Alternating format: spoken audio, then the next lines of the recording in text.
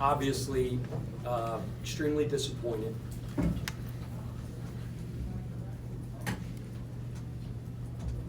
Obviously, extremely disappointed. Yum Center was electric. We asked people to come out.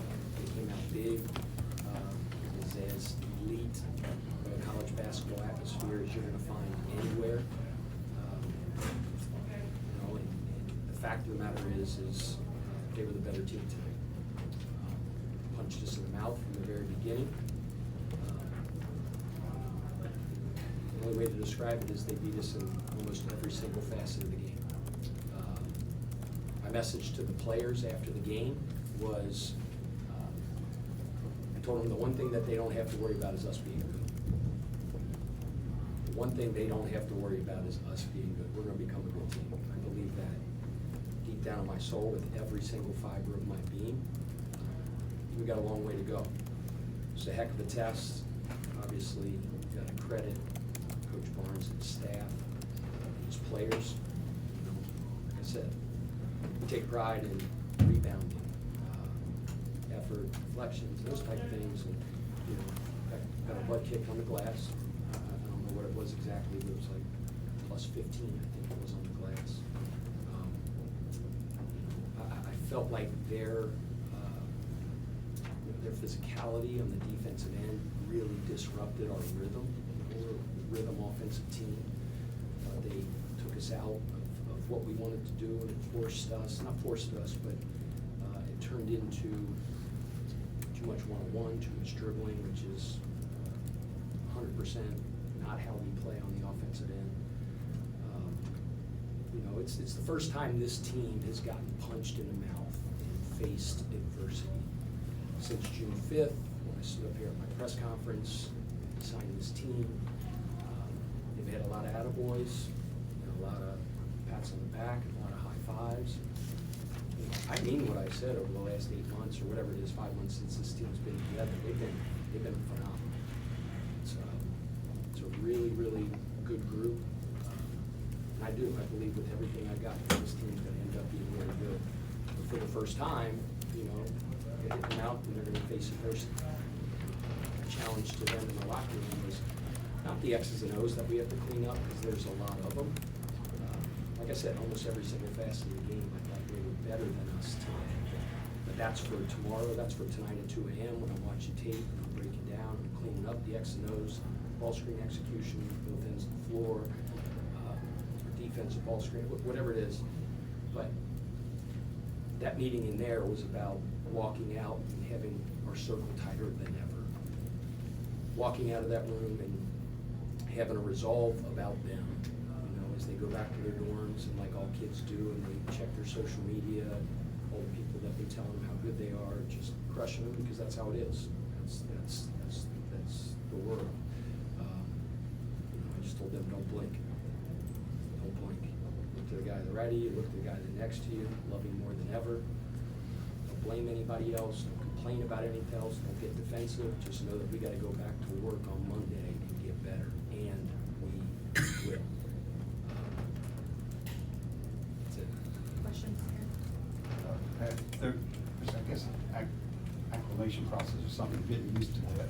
Just the crowd, atmosphere, physicality of Tennessee. Was there any point, maybe late first half, or any point in the game where you felt like your guys kind of started to kind of kick in a little bit and get a little bit more with the challenge that was being thrown? Yeah, I think they did. They punched us in the mouth. We were on our heels at the beginning of the game. Obviously, the crowd was revved up like crazy, and they got off to a pretty significant lead at the beginning. But I thought our guys rallied. For a couple times, it was getting close to 10 or single digits, and you could feel the crowd just wanted something and get a little bit of momentum, and we just couldn't get over the hump. They would make a play, they would make a big shot, they would get a big stop. And then late in the game, we called that timeout with, I don't know what it was, 4 or 5 minutes left. There was 2 or 3 possessions where it looked like, the 5 guys that were on the floor, had given up, right? No pun intended, but it looked like, we waved the white flag. And we called a timeout, got after them, and they responded, went out and played hard, and continued to compete right down to the very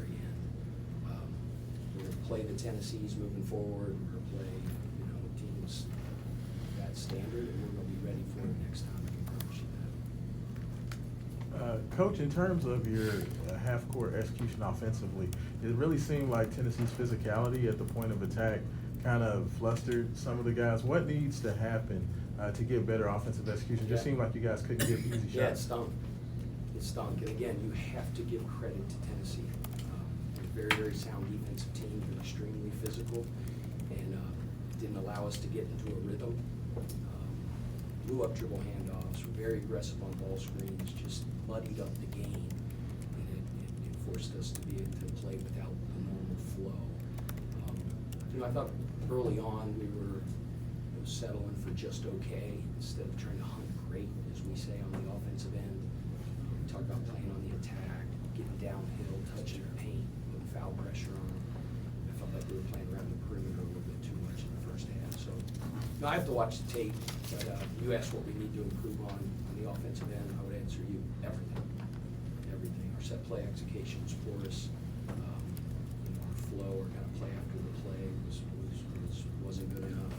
Our special teams execution on baseline out of bounds was subpar. I mean, I could go on and on.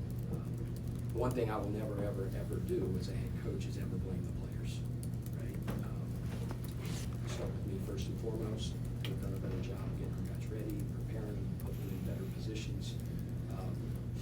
But we got a group of guys that are going to come back to practice on Monday, bright-eyed, bushy-tailed, leaning forward, and nothing will change in terms of energy at practice, in terms of our attention to detail, striving for excellence. But they exposed some things. There's no question about that. They exposed some things today.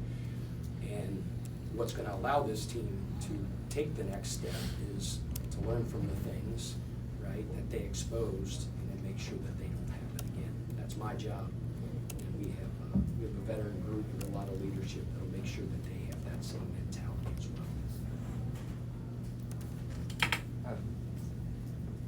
Out of all the things that you thought they got exposed today on defense, I mean, you guys forced 20 turnovers, but they still shot close to 55% from the field. Just what on that end kind of stood out to you? Just in terms of them just still getting their shots. Yeah, just like the question he just asked on the offensive end. Yeah. On the defensive end, everything. Everything. I mean, we start with guard the ball, high-hand closeouts, ball screen execution, or transition defense, not allowing second shots, hitting, attacking the ball. I mean, again, I have to watch the tape, but the answer is everything. And it'll be addressed and we'll be better because of this. Look, it stinks and it hurts, but if you attack it the right way, it becomes a positive down the road. Like my mentor used to say, there's this sound, thump, thump, thump, thump, thump, thump, and that's, there's a bandwagon, right? And then there's not that we have bandwagon fans. I'm not saying that in any way, shape, or form, but like what happened today will be a positive for Louisville basketball moving forward. I would ask our fan base, I would ask our fans, I would ask our donors, just like I told our guys in that locker room, don't blink. Don't blink. Right? This team, and I believe it, again, I'll say this with everything I got, is going to be really, really good.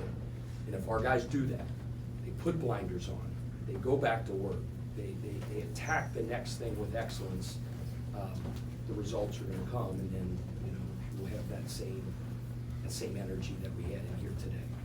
I told them there's a good chance that the next game won't have that many people at the game, but if they're going to come back, they're going to be there again. So, again, I always praise our opponents. Tennessee was the better team, and we're going to learn from it. How beneficial was it playing a game like this early as opposed to, maybe a cream up kind of schedule, just knowing where you are? As I sit here looking at you guys and looking at a box score where we just got our stinking butts kicked and it hurts like crazy, there's no question we needed that today. You know, Josh, we're walking in, he's talking about, he's like, man, that's a tough second game. Like, you know, I know I pushed you for that. I said, thank you. Thank you. That's exactly what this team needed. Because the things that ailed us today were exposed today by Tennessee, and now we get a chance to fix it.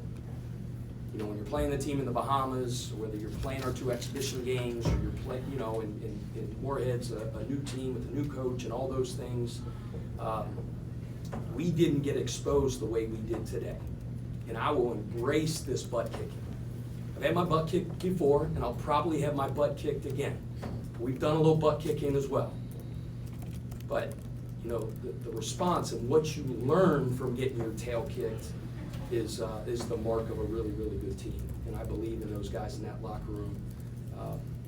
You know, the normal feel or tendency or the human nature in me wanted to go in and just pound my fist, throw my notebook down and lose it.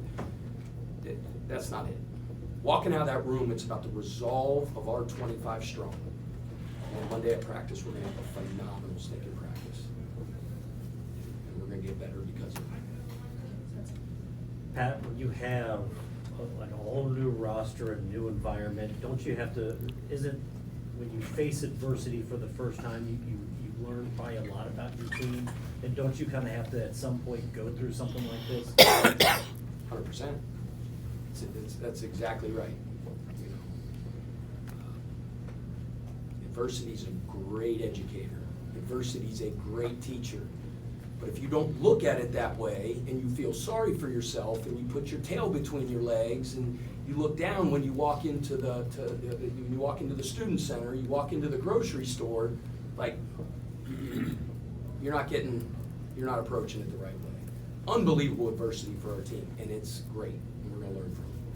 Yeah, Taylor, last one. Pat, even with all the adversity, all the things that went against you, you still, I mean, you got within 9 when Rain hits that 3, Building's got a bunch of energy, and then Ziegler hits the 3. Kind of the effect he had on the game. As a point guard, I'm sure you can appreciate all the, I know he had 11 turnovers, but he did so much for them. Hit some huge shots. Yeah,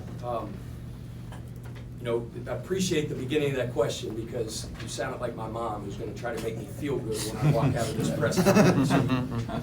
Blew some sunshine at me there at the beginning.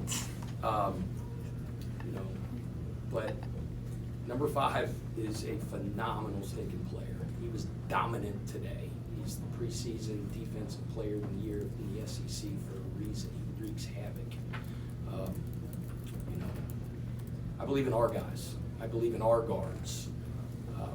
I know what they're capable of. Those guys feel terrible right now. And they're better than how they played today. I'm better than how I coached today. But you give that kid credit. You tip your cap to him. In big moments when we had a little bit of momentum and the Yums start rocking, he answered. I mean, even if it was a little bit of a prayer shot, like at the end of the shot clock, and he pumped. It's what big time players do. They step up and make big time plays in big time moments, and that's what that cat did. So, a lot of respect for him, and it's probably a really good chance that we'll see these guys again down the road, and next time we'll be better. All right, thank you.